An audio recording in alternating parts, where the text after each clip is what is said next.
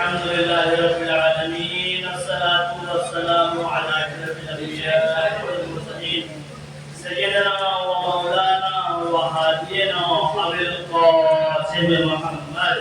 اللهم صل على محمد وعلى محمد وآله الطيبين الطاهرين المعصومين المنتجبين المنتخبين.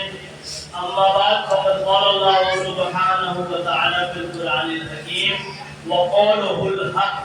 بسم الله الرحمن الرحيم.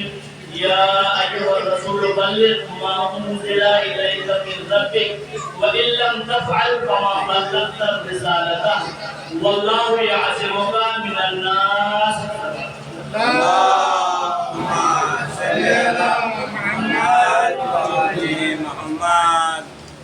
محترم و معزز سامعین کرام، میں جانتا ہوں کہ کتنی گرمی ہو رہی ہے اور آپ کتنی دیر سے بیٹھے ہوئے ہیں، مگر شرط یہ ہے کہ میں نے اپنی گفتگو شروع کی ہے بلند ترین اہل بیت کی عظمت پر سماعت ہو چاہیے.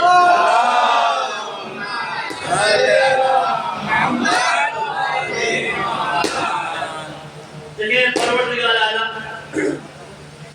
اپنی پاک و پاکیزہ کتاب اور وہ کتاب جو معجزہ بن کر آئی ہے، جو کتاب معجزہ بن کر آئی ہے، معجزے بہت نازل ہوئے رسول اللہ کے اوپر. رسول اللہ کے اوپر معجزے بہت نازل ہوئے. اور پہلے آپ کی خدمت میں یہ بتا دوں کہ معجزہ کہتے کسے ہیں؟ معجزہ کہتے کسے ہیں؟ توجہ چاہ رہا ہوں، جہاں تک میری آواز جا رہی ہے اور میری آواز محفوظ ہو رہی ہے وہ سنیں. معجزے کی تعریف کیا ہے؟ معجزہ کیوں آتا ہے؟ عربی زبان میں کہتے ہیں خارق العادہ. اہل علم حضرات تشریف فرما ہے، مولانا قاری صاحب تشریف فرما ہے. تو معجزہ اس کو کہتے ہیں کہ جو خارق العادہ چیز ہو اور دعوے کے مطابق ہو. یعنی جادو الگ چیز ہے، جادو کا توڑ ہو سکتا ہے، جادو کا مقابلہ کیا جا سکتا ہے، جادو کو ختم کیا جا سکتا ہے، مگر معجزہ وہ ہے کہ جس کا جواب آ ہی نہیں سکتا. ہر نبی کو اس کے اعتبار سے معجزہ دیا گیا. حضرت موسیٰ کو جو معجزہ دیا گیا عصا کی صورت میں، عصا کی صورت میں حضرت موسیٰ کو اس وقت سحر جادو اپنے کمال پہ تھا. اس کا توڑ یہ معجزہ کہ اگر عصا ڈال دیا تو عصا بن گیا. ہمارا ائمہ اگر اشارہ کر دے شیر کی طرف کھا لیجیے تو اصلی شیر کی صورت لا گیا. تو یہ معجزہ اس کے زمانے کے اعتبار سے نہیں دیا گیا. حضرت عیسیٰ کو معجزہ دیا گیا جب علم طب اپنے کمال پہ تھا. اگر ہاتھ پھیر دیتے تھے نابینا کے اوپر تو اس کو نگاہ مل جاتی تھی. مریض کے اوپر ہاتھ پھیرتے تھے تو اسے کہتے ہیں کہ جس کا جواب نہ لا سکے دنیا. ہمارے حضور کو جو معجزہ دیا گیا ہے وہ قرآن جو ہے معجزہ ہے. خانہ کعبہ کے اوپر اشعار کہہ کے لگائے جاتے تھے 7 7 جو سب سے اچھے شعر ہوتے تھے شہرائے ادب میں. اس وقت کے مقابلے میں قرآن جو ہے معجزہ دیا گیا. پروردگار عالم نے آج بھی دور جاہلیت کے اشعار امتحانوں میں آتے ہیں. جو لوگ اہل علم حضرات تھے جو فاضل کا امتحان دے چکے ہیں، فاضل ادب میں اس دور کے اشعار آج بھی آتے ہیں. یعنی اتنا ادب تھا. تو اس کا جواب قرآن، جب قرآن کا چھوٹا سورہ لگایا گیا سورہ انا اعطینا، تو انہوں نے سب نے اتار لیا اپنا اپنا کلام خانہ کعبہ کی دیواروں سے اتار لیا اور کہا ما کان کلام البشر. یہ جو ہے کلام بشر نہیں ہے بلکہ خدا کا کلام ہے. یہ میری تمہید کی حد تک. اب آپ سنیں کہ آج بھی مولانا تشریف رکھیں جہاں تک میری آواز پہنچ رہی ہے کہ اللہ کا نور آج بھی برستا ہے.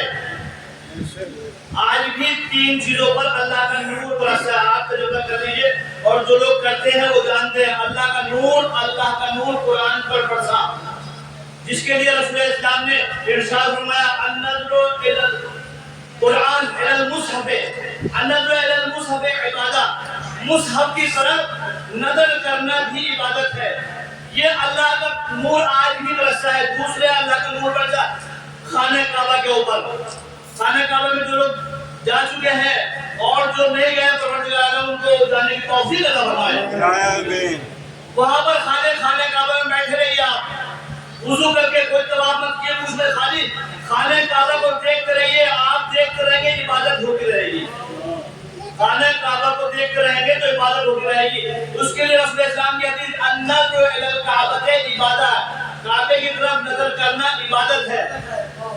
تیسری حدیث رسول اسلام کی النظر الی وجہ علی بن ابی طالب عبادہ، علی کے چہرے پر نظر کرتے رہیے، عبادت ہوتی رہے گی۔ یہاں پر کہ جب اللہ کا نور برسا قرآن کے اوپر تو اسے کلام اللہ قرار دیا، اور جب اللہ کا نور خانہ کعبہ میں برسا تو اسے بیت اللہ قرار دیا، اور جب اللہ کا نور علی بن ابی طالب کے چہرے پر برسا تو اسے وجہ اللہ قرار دیا۔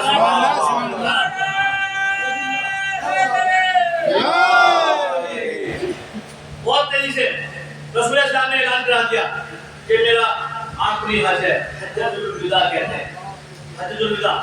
اب عرب کے بہت سے لوگ جمع ہوئے، رسول نے کہا یہ میرا آخری حج ہے۔ رسول نے سارے اعمال حج کے انجام دیے، پر 14 تاریخ کو ذی الحجہ کی 14 تاریخ کو مکے سے نکلے ہیں اور اس جگہ پر پہنچے ہیں جوفا کے قریب۔ 14 تاریخ کو 18 تاریخ کو اس مقام پر پہنچ گئے جسے غدیر خم کے نام سے، غدیر عربی زبان میں کہتے ہیں جہاں پر پانی جمع ہو تالاب، خم اس جگہ کا نام ہے۔ جب یہاں پہنچ گئے، اب یہاں سے راستے الگ الگ جا رہے ہیں، کوئی عراق جانے والا عراق جائے گا، کوئی یمن جانے والا یمن جائے گا، کوئی مدینے جانے والا مدینے جائے گا۔ پروردگار عالم کی طرف سے جبرائیل نازل ہوا اور کہا یا ایھا الرسول بلغ ما انزل الیک من ربک وان لم تفعل فما بلغت اللہ کی خدمت کو پہنچاؤں گا۔ اگر تم نے یہ نہیں پہنچایا وان لم تفعل فما بلغت رسالتہ، تم نے کوئی رسالت کا کام انجام نہیں کیا۔ رسول نے فوراً روکا، یہاں پر رسول نے فوراً روکا، اس مقام پر غدیر کے مقام پر روکا۔ جو لوگ آگے چلے گئے تھے، جو لوگ آگے بڑھ گئے تھے ان کو پیچھے بلایا، اور جو لوگ پیچھے رہ گئے تھے تاکہ یاد رہے کہ ہمیں ایسی کڑکاتی دھوپ میں کہاں پر روکا جا رہا ہے، تاکہ لوگ بھولنے والے بھی نہ بھول سکے اس کو۔ جو پیچھے رہ گئے تو ان کا انتظار کیا۔ کہنے کا مقصد یہ ہے کہ جو آگے چلے گئے تو انہیں پیچھے بلایا، اور پیچھے رہ گئے تو ان کو اس مقام پر جمع کیا۔ کہنا یہ چاہ رہے رسول اللہ کہ غدیر علی کی ولایت اس مرکزیت کا نام ہے کہ ایک قدم آگے نہیں بڑھا جا سکتا، ایک قدم پیچھے نہیں ہٹا جا سکتا۔ اللہ سبحان اللہ، نعرہ حیدر! ایسے عوامل کی آواز ایسی نکلے کہ مولا کائنات کے روزے تک پہنچا دی آواز۔ مولا کی فضیلت پر آپ کی خدمت پیش کر رہا ہوں، اور تعلیم کے سینے کو چیر کے تصویر پیش کروں گا خوب کی ابھی آپ کے سامنے وہ منظر پیش کروں گا۔ تعلیم کے اورات کو گردانے کے بعد اس میں آپ کے سامنے تصویر پیش کروں گا کہ جب یہاں پر جمع ہو گئے، اور جمع ہونے کے بعد رسول اللہ نے کہا کہ منبر تیار کرو۔ اللہ کے رسول میں کی طاقت نہیں ہے کہ جو درخت کو خالی اشارہ کرتے درخت سے آئے، مکے سے کیا نہیں آ سکتا تھا منبر؟ کہ مدینے سے اہل علم حضرات کچھ نے فرمایا کہ مدینے سے اگر خالی اشارہ کرتے مدینے سے بھی آ سکتا تھا، مکے سے بھی آ سکتا تھا، مگر آج بتانا یہ چاہ رہے ہیں کہ انوکھا منبر ہے صرف علی بن ابی طالب کی ولایت کے لیے بنے گا وہ منبر۔ اس منبر پر کوئی دوسرا نہیں بیٹھ سکتا۔ یہ منبر جو ہے، منبر کجاؤں کا، پالان شکر کا، اب کہتے ہیں جو اونٹ کے اوپر رکھی جاتی ہے اسے کجاوا، اس کو کجاوا کا منبر تیار کر دے گا۔ اب جب منبر تیار ہو گیا، اب رسول اللہ اس منبر پر توجہ ہے کہ اب رسول اللہ اس منبر پر گیا، اور جانے کے بعد اب ساتھ میں کسی کو لے گئے، میں نے ایک حدیث ابھی پڑھی تھی، ساتھ میں کسی کو لے گئے، اپنے بالکل قریب میں بٹھایا، اپنے قریب میں بٹھایا کیونکہ میں نے ایک حدیث ابھی آپ کو سنا کہ انظروا الی وجه علی بن ابی طالب عبادت، اب رسول کے خطبے کو بھی سن رہے ہیں، عبادت ہو رہی ہے، علی کے چہرے کو دیکھ رہے ہیں تب بھی عبادت ہو رہی ہے، علی کے چہرے کو دیکھ رہے ہیں تب بھی جو ہے عبادت ہو رہی ہے، دونوں لوگ سے عبادت ہو رہی ہے، مگر اس وقت جو ہے وہ علی کے چہرے کو زیادہ دیکھ رہے ہیں تو اب رسول اللہ نے خطبہ موجود ہے تاریخ میں، علامہ امین نے اپنی کتاب القدیر میں پڑھا بیان کیا، میں نے دیکھا بھی ہے اس کو، اور پورا طویل خطبہ موجود ہے، خطبہ قدیر کو جتنا اس کو نقل کیا اسی تاریخ میں کسی بات کو نقل نہیں کیا گیا۔ یہ تو کوئی انسان اگر 12 بجے سورج کا انکار کرے تو سورج کی کوئی کوتاہی نہیں ہے، انکار کرنے والے کی نگاہوں میں چشمہ لگا ہوا ہے تعصب کا، اسے ہٹانا پڑے گا، علی کی ولایت کو دیکھنے کے لیے اسے تعصب کا چشمہ آج دیکھنا پڑے گا۔ نعرہ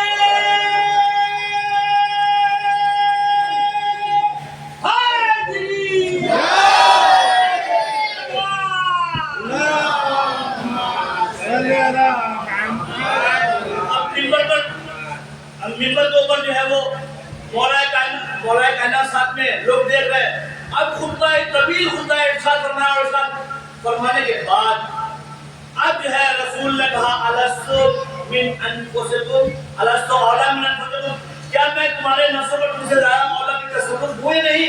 تو سب نے کہا بلا یا رسول اللہ، ہاں یا رسول اللہ، آپ ہم سے زیادہ اولاد کی تصرف ہے، اولاد کی تصرف ہے۔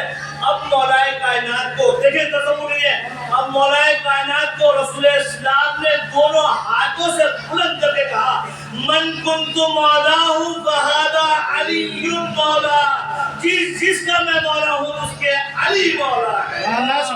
سلوات بھیجئے محمد والا۔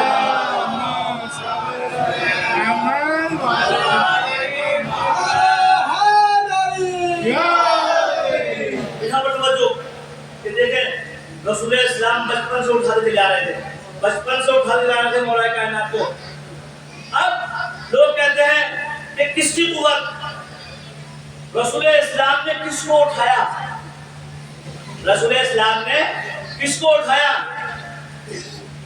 توجہ جا رہا ہوں جہاں تک میری آواز پہنچ رہی، مولا کائنات وہ ہے کہ جنہوں نے باب خیبر کو اپنے 2 انگلیوں کو اٹھایا تھا۔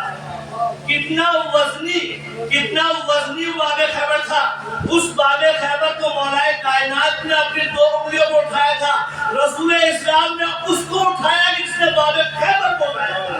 واہ بھائی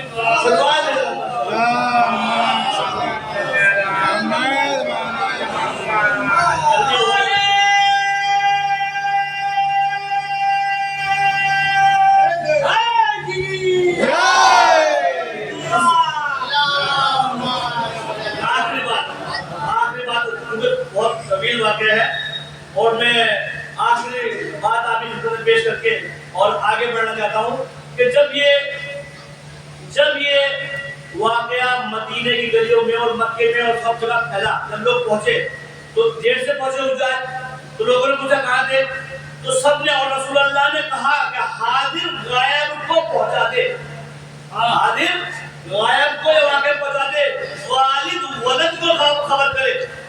والد اپنے یہ قیامت تک کا سلسلہ ہے کہ ہر والد کو اپنے بچے کو بتانا چاہیے قریب، یہ ایک میسیج ہے، یہ ایک میسیج ہے امت کے لیے کہ ہر رسول اللہ نے اس وقت دیا تھا کہ ہر حاضر جو موجود ہے سوالات کے مجمع میں، ہر حاضر آنے جو غائب ہے ان کو میسیج پہنچایا علی کی ولایت کا، اور جو والد ہے وہ اپنے اولاد کو آنے والی نسلوں تک علی کی ولایت کا اعلان ہوتا ہے، یہ جو ہے علی کی ولایت کا اعلان ہوتا رہے۔ بہرحال میں آپ کو آخری بات کہ جب یہ واقعہ مکہ اور مدینے اور سب جگہ پورے پھیلا تو ایک شخص آتا ہے، تاریخ سورہ معارج میں بتاتی ہے، سالہ صاحب فی عذاب واقع لیس للکافرین له دافع، یہ جو ہے آ کر خالد بن نعمان الفہری، تاریخ اس کا نام بتاتی ہے، خالد بن نعمان الفہری آیا، اور آنے کے بعد رسول اللہ مجمع میں بیٹھے ہوئے تھے، اصحاب موجود تھے، مدینے میں آیا اور آنے کے بعد اس نے میرے ساتھ کہا اے محمد آپ نے حکم دیا نماز کا، ہم نے آپ کے ساتھ نماز ادا کی، آپ نے روزے کا حکم دیا، ہم نے روزہ انجام دیا، آپ نے حج کا حکم دیا، ہم نے آپ کے شانہ بجانے کر کے حج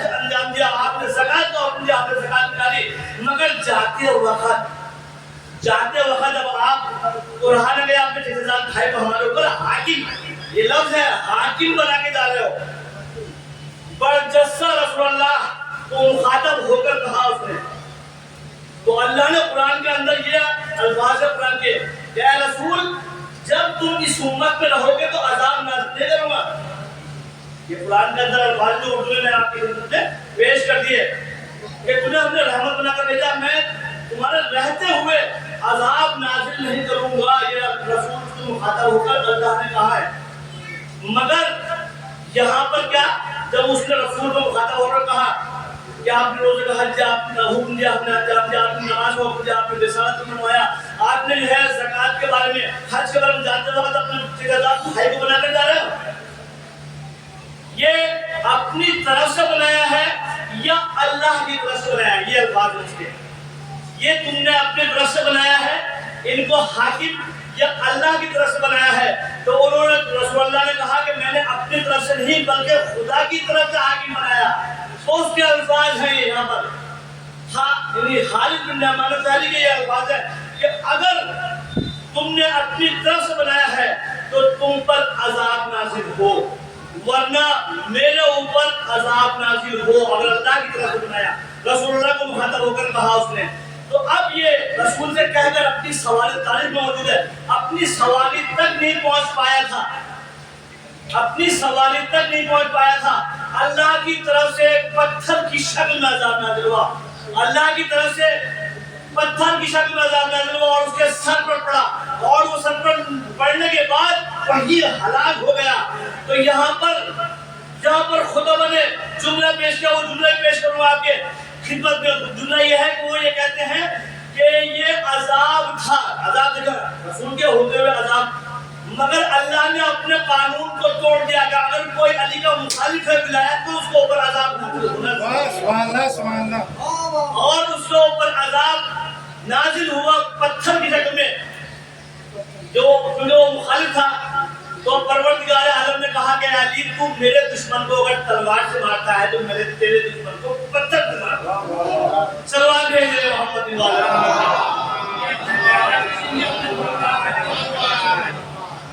بہرحال آخری جملے آپ کی خدمت میں پیش کر کے کیونکہ مولانا بھی عرض کر رہے ہیں امام رضا علیہ السلام فرماتے ہیں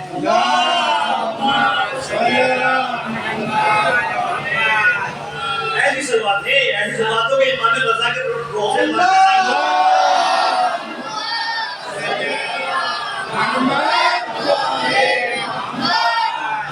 ہمارے جد کی ولایت کو لوگوں نے بھلا دیا.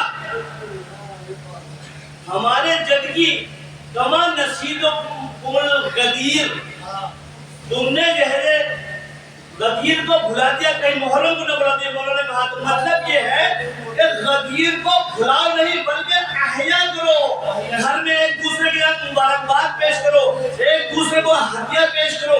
کیونکہ امام نے فرمایا کہ اس سے بہتر دن کوئی نہیں ہو سکتا. یہ دن وہ ہے کہ جہاں نبوتیں بٹی ہیں 18 غدیر کو جہاں نبوتیں نبیوں کو بٹی ہیں. تو مولا کائنات علی بن ابی طالب کی خدمت میں ہر جگہ ہر گھر میں مٹھائی ہونی چاہیے، نظر ہونی چاہیے. ہر گھر کے اندر یہ میسج ہے میری طرف سے نہیں. امام فرماتے ہیں نئے کپڑے پہننے چاہیے، اپنے بچوں کو عیدی دینے چاہیے، ایک دوسرے کو عیدی گھر میں جا کر دینا چاہیے. بتاؤ دوسرے لوگوں کو بتاؤ کہ آج مولا کی ولایت ہے. بہرحال میں اس واقعے کی خدمت میں اور نتیجہ پیش کر رہا ہوں کہ دیکھیں اس وقت جو ہے عذاب منکر ولایت علی ابن ابی طالب، جو منکر ولایت علی ابن ابی طالب جو ولایت کا منکر ہے علی کا، تو اس وقت جو عذاب نازل ہوا تھا پتھر کی شکل میں ہوا تھا. مگر آج بھی عذاب نازل ہو رہا ہے، آج بھی عذاب نازل ہو رہا ہے. جو منکر ولایت علی ابن ابی طالب ہے عذاب کی شکل بدلی ہوئی، اس وقت عذاب پتھر کی شکل میں تھا، آج عذاب لعنت کی شکل میں ہو رہا ہے. سبحان اللہ سبحان اللہ. سلوات بھیجے.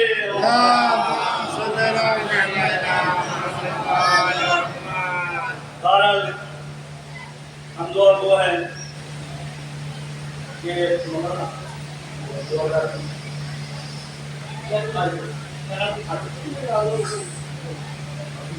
إلهي لك المناجاة ولكم المعاصي وتفضل الفقراء المؤمنين والمنافقين ولا مرضى المؤمنين والمنافقين بالشفاعة والسحر